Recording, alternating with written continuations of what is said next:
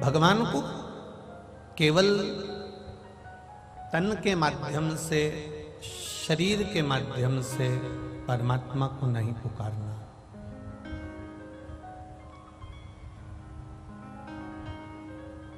अर्थात शिव महापुराण की कथा कहती है, भगवान शंकर का संवाद कहता है, शिव महापुराण की कथा कह रही है, केवल शरीर के माध्यम से भगवान का भजन नहीं करना, केवल शरीर के माध्यम से हमें परमात्मा को नहीं पुकारना।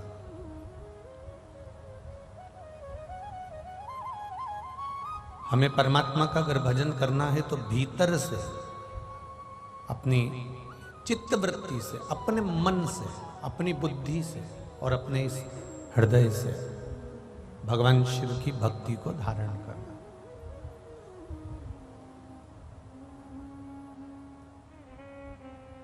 एक मां अपने घर में काम कर रही है,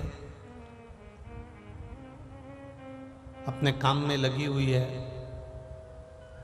और किसी ने कहा कि तुम्हारा बच्चा रो रहा है, तुम्हारा बेटा रो रहा है।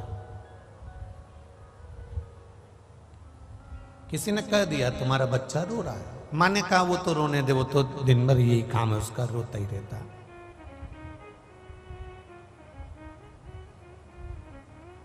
फिर किसी ने आके कहा कि तुम्हारा बच्चा रो रहा है, तुम्हारा बच्चा रो रहा है।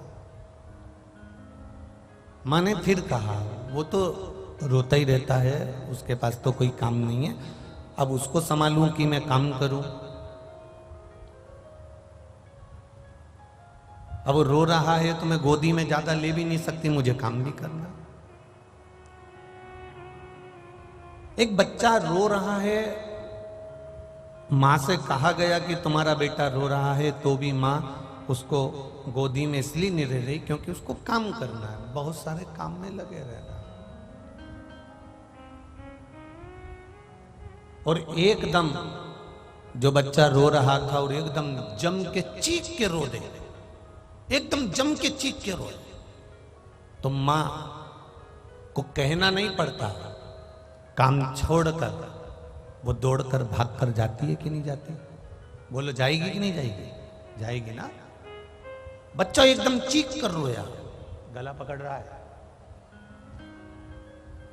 बच्चा एकदम जब चीख कर रोएगा और एकदम चीख कर रोया तो मां दौड़ कर जाएगी, सारा काम छोड़कर, सब कुछ छोड़कर मां उस बच्चे के पास पहुंच जाएगी, सब कुछ छोड़कर।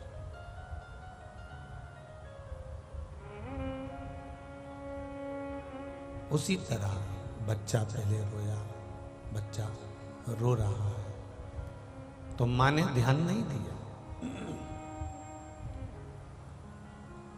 बच्चा रोया तो मां ने ध्यान नहीं दिया। किसी ने कहा भी तुम्हारी संतान रो रही है, तुम्हारा पुत्र रो रहा है, तुम्हारा बच्चा रो रहा है, तो भी मां नहीं गई। पर जब बच्चा चीख कर रोया तो मां दौड़कर सारा काम छोड़कर उसके पास चली जाती है।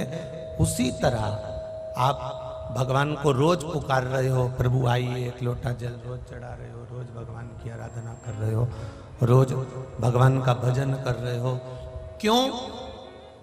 अभी तक आप शरीर से कर रहे हो, मतलब ऊपर से तुम भगवान को पुकार रहे हो, ऊपरी भाग से तुम भगवान को बुला रहे हो। जैसे बच्चा रो रहा है, मां नहीं जा रही, पर जिस दिन भीतर से, दिल से आपने एक बार उसको पुकार लिया, तो जैसे मां अपने बच्चे के लिए दौड़कर आती है, वैसे ही मेरा महादेव आपके लिए दौड़कर आता है।